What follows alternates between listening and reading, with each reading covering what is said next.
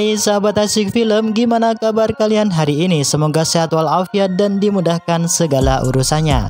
Oke, pada episode kali ini Mimin akan menceritakan sebuah film yang tentunya sangat seru sekali, dimana film ini mengisahkan perseteruan antar klan yang masing-masing dianugerahi kekuatan overpower untuk menjadi penguasa. Tentu klan yang lemah mau tak mau harus tunduk dan patuh atas segala perintah dari klan yang kuat.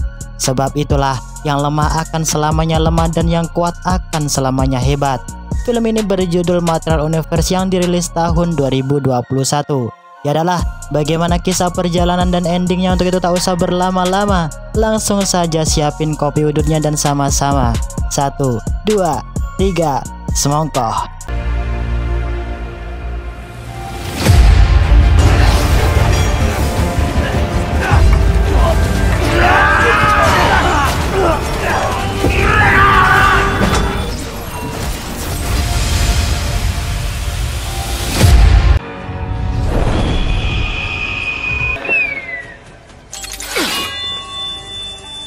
Ya, di sebuah gelanggang inilah film pun dibuka.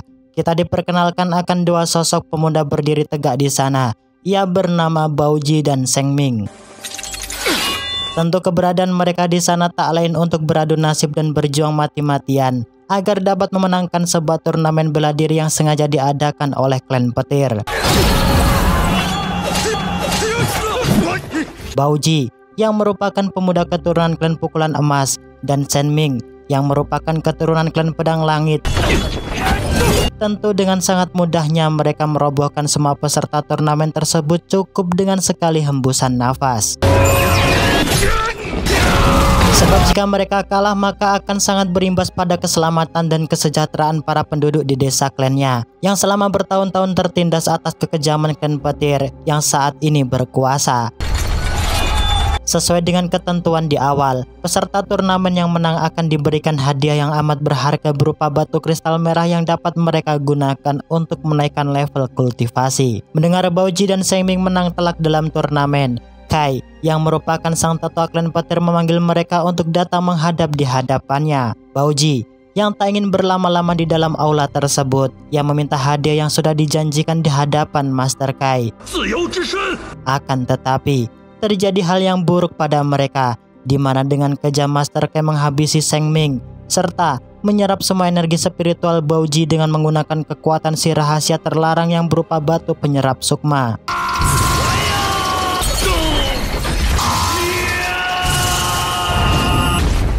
Sang tetua klan pukulan emas yang melihat akan kenyataan tersebut, tentu mereka sangat terkejut dan tak mengerti akan hal yang usai terjadi pada mereka. Yan Dao dan Yu Dao yang merupakan kedua anak kandung Master Kai memberikan hadiah sekarung kristal merah guna untuk meningkatkan kultivasi mereka.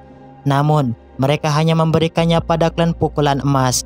Tentu hal tersebut membuat salah paham, di mana klan pedang langit mengira bahwa Sheng Ming sengaja dibunuh Baoji demi mendapatkan hadiah kristal merah kultivasi tersebut.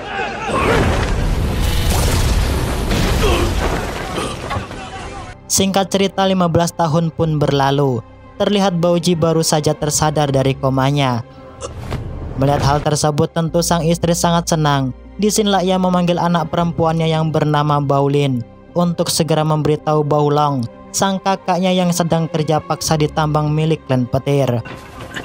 Tentu tak hanya mereka yang sedang menunggu Baoji tersadar, namun juga terlihat para penduduk desa berkumpul untuk menanyakan kronologis kejadian 15 tahun yang menimpa pada Baoji ketika sedang berada di dalam aula istana klan petir. Hal tersebut sengaja mereka lakukan guna menjaga hubungan baik dengan klan pedang langit yang tetap mengira bahwa kematian Sheng Ming ialah perbuatan Baoji. Seperti apa yang saat ini telah dilihat, meskipun Baoji sadar, namun dirinya sudah tak lagi bisa untuk berbicara ataupun menceritakan kronologis kejadian di hadapan mereka semua.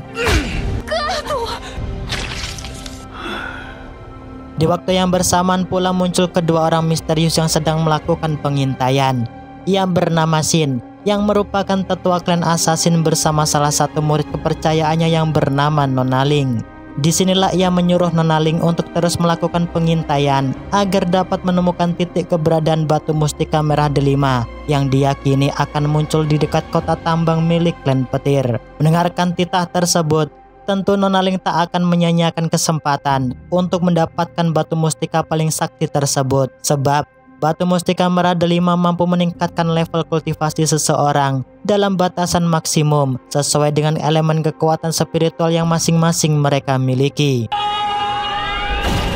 Sedangkan di sisi lain terlihat Baolong berlatih keras memukul pohon berkali-kali untuk mempersiapkan turnamen yang tak akan lama lagi diadakan oleh klan petir. Disinilah Baolin sang adik dan Baoji sang ayah sangat mensupport penuh Baolong agar dapat menjadi perwakilan yang diutus klan tinjuan emas untuk mengikuti turnamen tahunan yang diadakan klan petir. Tak berselang lama dari berlatih, Baolong dihampiri seorang pemuda dari klan pedang langit. Ia bernama Chen Zhen, anak kandung Shen Ming yang tewas 15 tahun yang silam karena dibantai Master Kai tetua klan petir di dalam istana. Di sini Chen Zhen mengajak Baolong sparring adu mekanik dan ketangkasan untuk mempersiapkan mental di saat turnamen bela diri dimulai. Yang tentunya mereka bukanlah musuh, melainkan sahabat seperti ayahnya sejak kecil.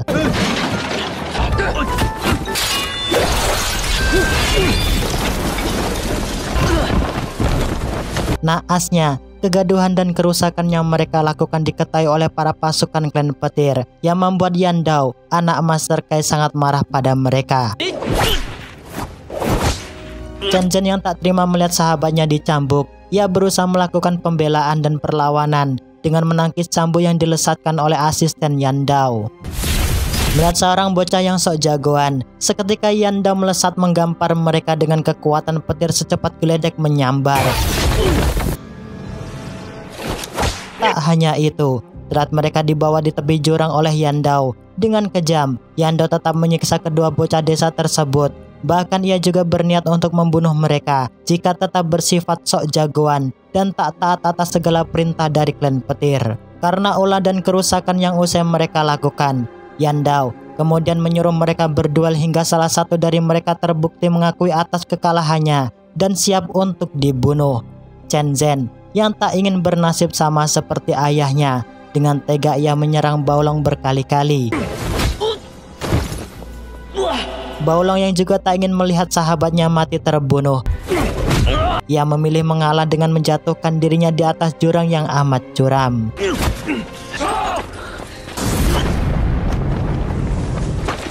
Melihat akan kenyataan tersebut, Yan Dao kemudian menarik mundur pasukannya dan membiarkan Chen Zhen untuk pergi. Nah, dari sinilah dengan tak sengaja Baolong yang jatuh. Ia memegang batu spiritual dewa yang terletak di dasar mata air. Tak lain, batu tersebut merupakan batu mustika legendaris merah delima yang menjadi incaran klan assassin. Dan benar saja, di sisi lain terlihat Nonaling menemukan sinyal keberadaan batu dewa legendaris yang sedang ia cari. Tak ingin misinya gagal, dengan kemampuan jutsu telepati yang ia kuasai, Nonaling memberitahu sang tetuanya untuk segera datang menuju lokasinya saat ini. Baolong yang usai tersadar tentu ia sangat terkejut dan merasa ada hal yang aneh terjadi pada dirinya. Tentu keanehan tersebut muncul karena batu dewa legendaris telah kembali aktif dan masuk menjadi satu kesatuan yang utuh bersama tubuh Baolong. Nonaling dengan mode kultivasi pelacakan tingkat tingginya pada akhirnya ia dapat menemukan lokasi keberadaan batu dewa legendaris tersebut. Akan tetapi ia sangat terkejut setibanya di sana, sebab ia melihat seorang pemuda desa dari klan pukulan emas yang sedang melakukan kultivasi. Terlihat Baolong berlatih teknik terlarang yang tak pernah ia dapatkan sebelumnya, yang tentunya teknik dan jurus tersebut merupakan tingkatan maksimal dari klan pukulan emas. Baolin yang mendengarkan akan berita bahwa kakaknya tewas jatuh di tepi jurang, ia pun segera menuju lokasi tempat kejadian agar dapat menemukan jasad kakaknya. Di sini Chen Zhen meminta maaf di hadapan Baolin karena jika bukan sebab dirinya, kakaknya tak akan mati. Baolin yang tak terima mendengarkan kematian sang kakak, seketika elemen es yang berada di dalam tubuhnya keluar yang menandakan Baolin sedang marah. Baolin yang tak percaya jika kakaknya tewas, ia meminta dan memaksa Chen Zhen untuk menuruni jurang sebab dalam benak hatinya kakaknya masihlah hidup. Sampailah pagi harinya, terlihat mereka juga belum menemukan akan tanda kehidupan Baolong. Tak hanya itu, Chen Zhen juga beranggapan jika jasad Baolong telah dilahap hewan buas yang berada di hutan dekat jurang tersebut. Mendengarkan perkataan yang seharusnya tak diucap, seketika membuat Nona Baolin marah dan mengeluarkan elemen esnya, yang membuat bebatuan dan rerantingan yang berada di sekitarnya membeku. Baolong yang masih mencari jalan untuk keluar, ia memutuskan untuk menghancurkan dinding batu dengan teknik jurus pukulan emas yang sempurna berkultivasi.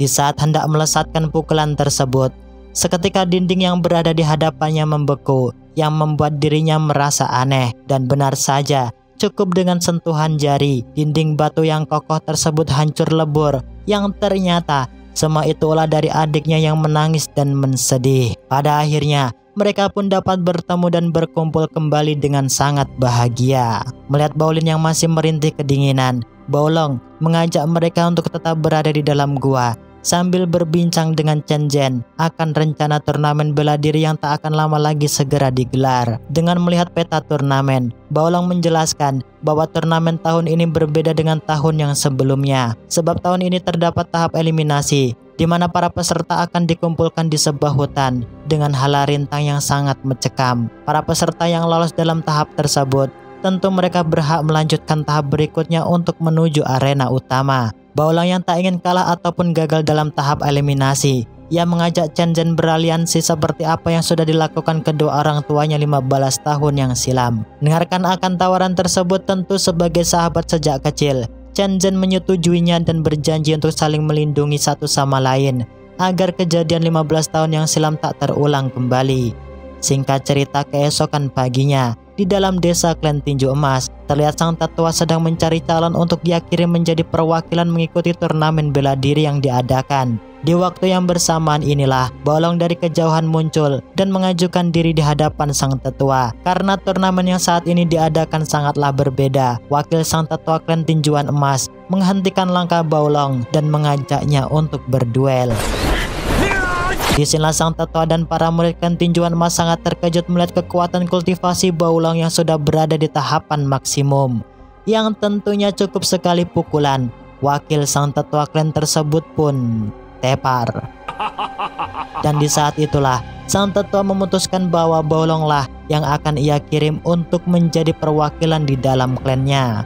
Tak berselang lama malam harinya, terlihat Baolong bercerita di hadapan ayahnya jika ia dipilih sang tetua untuk ikut parti dalam turnamen klan petir. Sang ayah yang fobia, tentu ia sangat sedih mendengarkan hal tersebut, sebab ia tak bisa membayangkan jika anaknya akan bernasib sama seperti apa yang menimpa pada dirinya 15 tahun yang silam. Baolong yang mengerti akan hal tersebut, ia berusaha meyakinkan ayahnya dan meminta doa restu agar ia menang dan selamat dari turnamen yang sebentar lagi akan diadakan. Dan di saat Baolong sedang jalan santai bersama adiknya Baolin, tiba-tiba mereka diserang oleh sosok perempuan misterius berjubah hitam. Untungnya dengan sigap, Baolong dapat menghindar dan mengejar perempuan tersebut, yang ternyata dirinya ialah Nona Ling yang berasal dari klan assassin.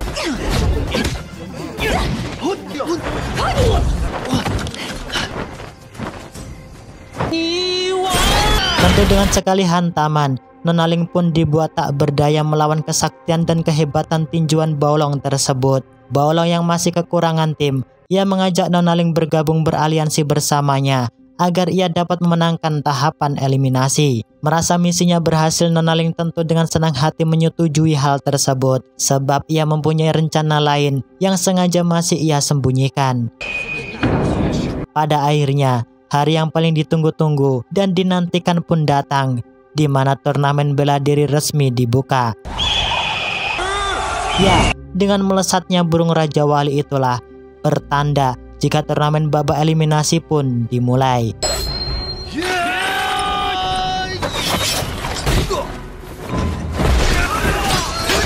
Disinilah Baolong dan Chen Zhen merasa aneh, sebab dalam babak eliminasi terlihat semua peserta menyerang mereka berdua.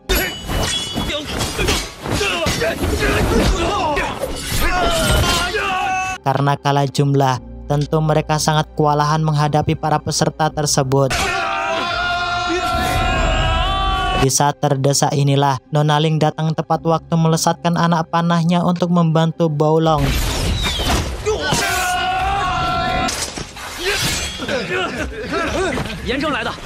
Namun masalah tak cukup sampai di situ, di mana saat ini yang harus mereka hadapi ialah monster akar yang dapat menangkap dan menyantap para peserta yang melintasi hutan tersebut.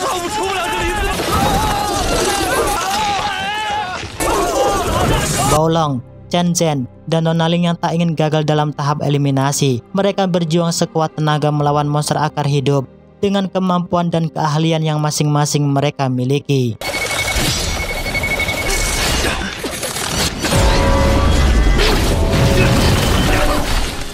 Di sisi lain, Yandao bersama pasukannya juga secara tiba-tiba dikejutkan akan kemunculan monster harimau liar yang berkekuatan dewa memporak-porandakan Yandao dan semua pasukannya. Yandao yang tak ingin bernasib sama tewas konyol seperti pasukan, dengan tega ia melemparkan selingkuhannya agar disantap monster harimau tersebut, sehingga dirinya mempunyai kesempatan untuk kabur. Disinilah dengan sengaja Yandao mengarahkan pelariannya menuju tempat keberadaan Baolong dan yang lainnya, agar mereka juga disantap hidup-hidup oleh monster harimau liar tersebut. Baolong yang tak ingin melihat Nonaling dan Chen Zhen tewas.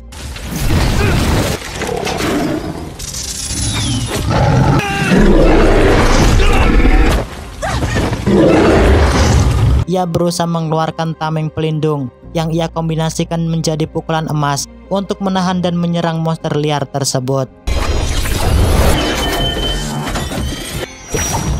Dan benar saja, berkat kekuatan batu dewa legendaris yang bersemayam di dalam tubuhnya, Baolong dapat membunuh monster macan liar tersebut dengan sekali tarikan nafas. Ya, disinilah Baolong mendapatkan batu kristal dewa yang tak lama kemudian mereka dikejutkan akan kemunculan anak monster macan liar tersebut yang sedang mencari indukannya. Merasa kasihan, Baolong menghentikan ambisi Nonaling dan Chen Zhen yang hendak membunuh anak macan tersebut. Disinilah Baolong memanggil Baolin untuk mengadopsi anak macan agar tak menjadi liar, karena mereka berhasil lolos di babak eliminasi. Tentu saat ini yang akan mereka hadapi tak lain ialah Yandao, anak Master Kai yang sangat mendominasi kekuatan elemen petir geledek.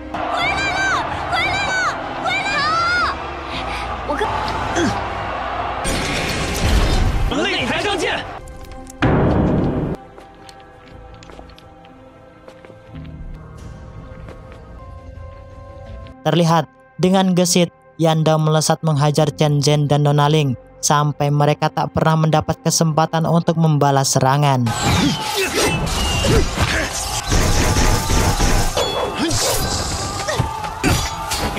Mengamati pertarungan tersebut, akhirnya Baolong dapat menemukan titik kelemahan Yandao yang tanpa pikir panjang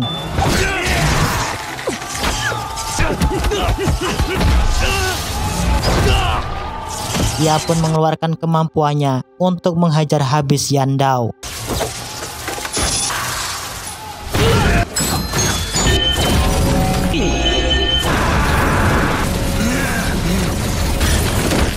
Disinilah Yao Dao mengumumkan dan menyuruh salah satu perwakilan tim untuk masuk ke dalam aula istana mengambil hadiah yang sudah dipersiapkan oleh Master Kai. Melihat hal tersebut, Nonaling tiba-tiba melesatkan anak panah ke arah Baolong, di mana Nonaling sengaja memberi isyarat akan pertanda bahaya jika masuk ke dalam aula istana.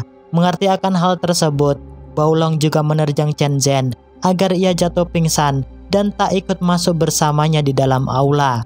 Baolong yang cerdik, ia juga berhasil menyandra Yandao untuk jaminan agar Master Kai tak berani melakukan tindakan seperti apa yang sudah ia lakukan 15 tahun yang silam pada ayahnya. Namun, hal tersebut tak mengefek bagi Master Kai, di mana ia tetap mengaktifkan batu penyerap jiwa untuk menyerap semua kekuatan Baolong dan tak lagi mempedulikan keselamatan Yandao anak kandungnya.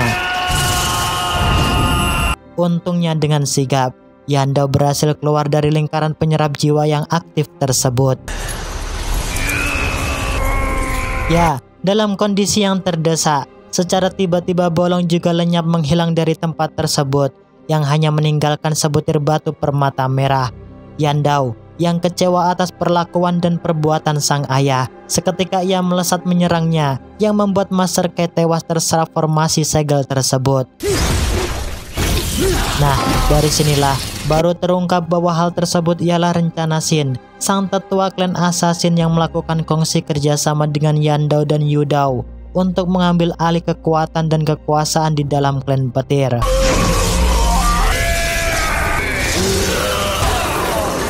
Yandao yang tak ingin kematian ayahnya dan hilangnya Baolong diketahui, ia menyuruh Yudao untuk memberikan hadiah turnamen pada sang tetua klan pukulan emas.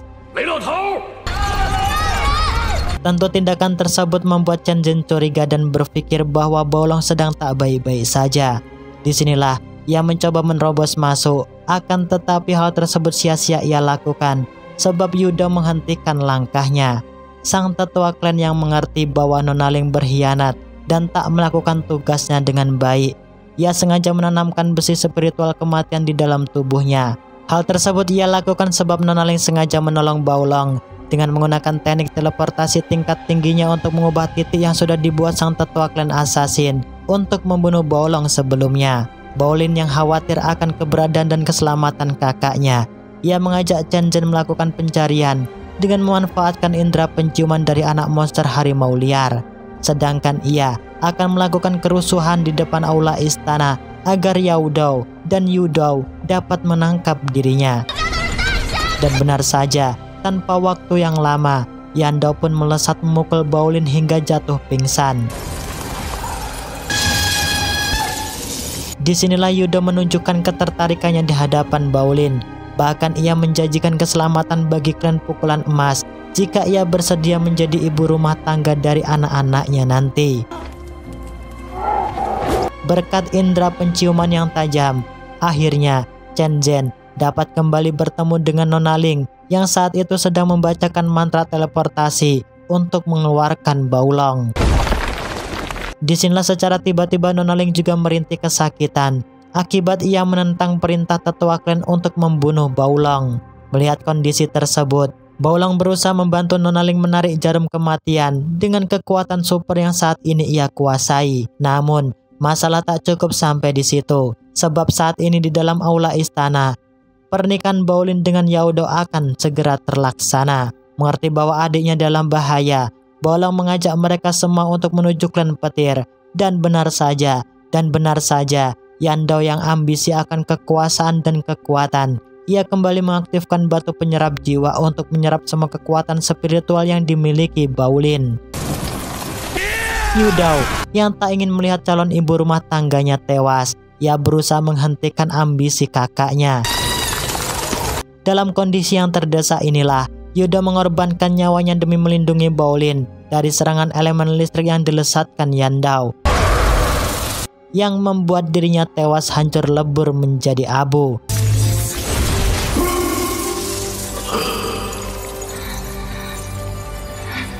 Tak ingin melihat adiknya juga tewas, Baolong memanfaatkan waktu yang singkat tersebut untuk menghancurkan segel penyerap jiwa dengan teknik pukulan emas tingkat dewanya.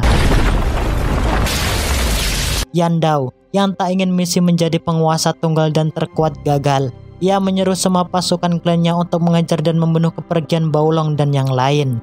Chen Zhen yang terkepung dan tak lagi bisa kabur, ia memberikan batu kristal monster induk harimau agar anak harimau tersebut segera berkultivasi. Dan benar saja, dalam waktu sekejap, pasukan klan petir pun musnah menjadi abu. Yandao yang melihat semua pasukan klan petirnya tak ada yang mampu menghentikan dan membunuh mereka. Dengan kekuatan elemen petir yang sudah berkultivasi inilah, Yandao sangat berambisi untuk membunuh Baolong.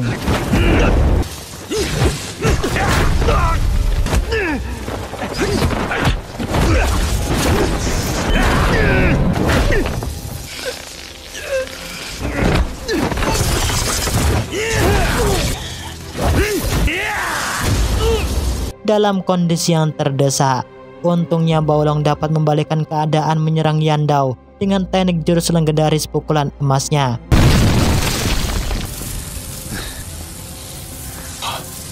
Baolong yang tak ingin lagi bermain-main dengan mode serius, ia membangkitkan kodam legendaris berupa Wukong emas untuk mengakhiri pertarungan tersebut.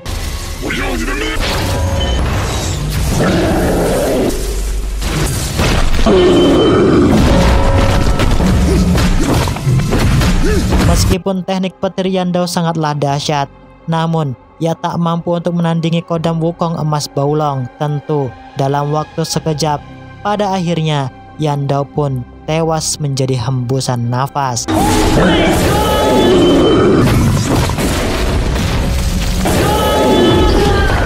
Namun, hal yang tak pernah terduga-duga pun terjadi, yaitu film pun berakhir. Oke, terima kasih untuk kalian yang menonton video ini sampai selesai. Sehat selalu dan jangan pernah putus asa dalam menjalani kehidupan. Ya adalah, saya Mimin Nasi Film pamit undur diri karena Udu dan Kopi Mbok Darmi sudah sangat menanti. Saya Mimin Nasi Film, bye-bye.